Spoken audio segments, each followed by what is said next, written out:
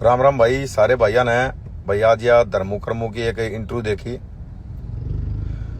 भाई। इंटरव्यू देखने के बाद आज पता चला कि कलयुग अपने चरम पे है।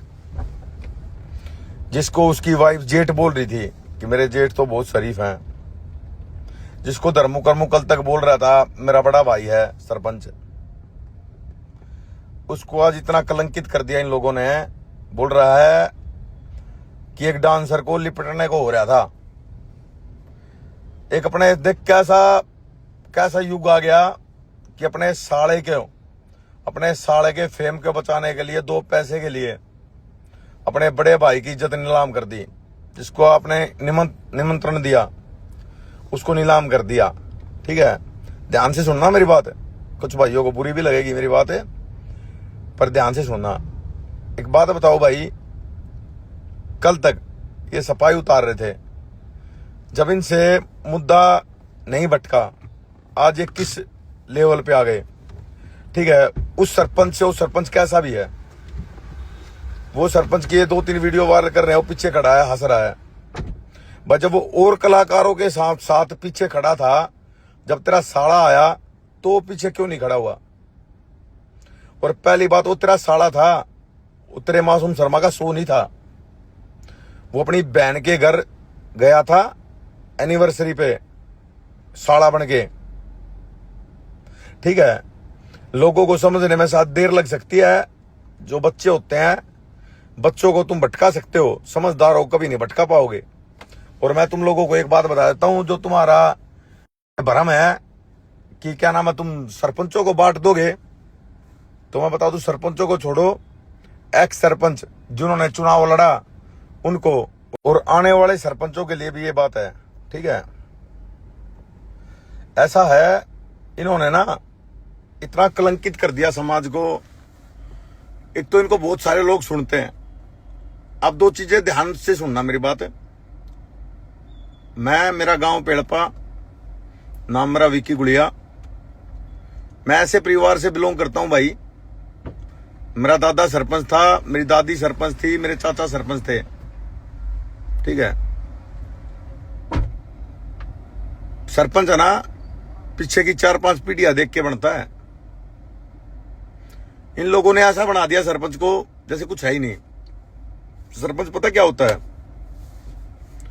एक सरपंच को परमिशन होती है अपनी अदालत लगाने की, प्रधानमंत्री को भी नहीं होती। सरपंच अपनी अदालत लगा सकता है। ठीक है, ये प्रधानमंत्री को भी नहीं है। गांव में कुछ गलत हादसा होता ना, उसका जिम्मेदार सरपंच होता है। उसकी जिम्मेवारी सरपंच लेता है, उसको संभालने वाला सरपंच होता है। अब लोग बोल रहे हैं कि मैं फेम के चक्कर में हूं। मैं आप लोगों को एक चीज बता देता हूं, मैं इतना मजबूत हूं भाई घर परिवार से।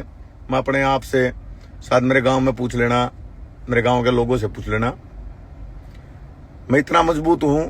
जहां ये पहुंचेगा, जहां सपने देखता है ये पहुंचने के, चाहे पैसे में लगा लो, फेम में हो सकता है मेरे से ऊपर है। ठीक है, रहने सहने में लगा लो, मेरी लाइफ स्टाइल में लगा लो, मैं इससे बहुत ऊपर हूं भाई। मैं वैसे परिवार में मैंने जन्म लिया है। ठीक है, बात सिर्फ इतनी सी है, इसने गलत बोला। इसने बोला समाज के सम्मानित लोगों के लिए गलत। जब सम्मानित लोगों को ही गलत बोल दिया, जब उनका ही सम्मान नहीं होगा, जो गांव में आवारा लड़के हैं उनकी रोकथाम कौन करेगा। पहले सरपंच से डरते थे। ठीक है, ये मासूम शर्मा एक गायक, गुंडागर्दी ये गाने गाता है। अरे भाई, मैंने देखा बमनवास के कुछ युवा वीडियो बना रहे हैं कि हम इसको सरपंच बना देंगे। भाई तुम्हारे गांव का दुर्भाग्य है, तुम एक 76 जिसपे 76 केस का इल्जाम लगाओ, 76 जो है 376 धारा में इल्जाम लगाओ, और तुम्हारे गांव का दुर्भाग्य है तुम उसको सरपंच बनाने की अपील करते हो। तुम्हें अब समझ नहीं आ रहा है बात, कभी फ्यूचर में समझ आएगी जब तुम समझदार होगे, क्योंकि अभी तुम्हारी जो सोचन शक्ति है बहुत कमजोर है। ठीक है, दूसरी बात ये, तुम्हें लग रहा होगा हम फेम के खातिर कर, मैं मेरे को भाई फेम करने के लिए मेरे पास बहुत कुछ है।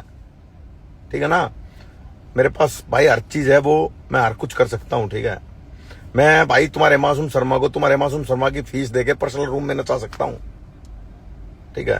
मेरी गांड में इतना गुद्दा है, मेरा घर का जुगाड़ इतना है, मेरा ब्योत इतना है, मैं मासूम शर्मा को उसका पैसे देके घर पे पर्सनली डांस करा सकता हूं और वीडियो वो करके उससे ज्यादा फेम पा सकता हूं, ठीक है।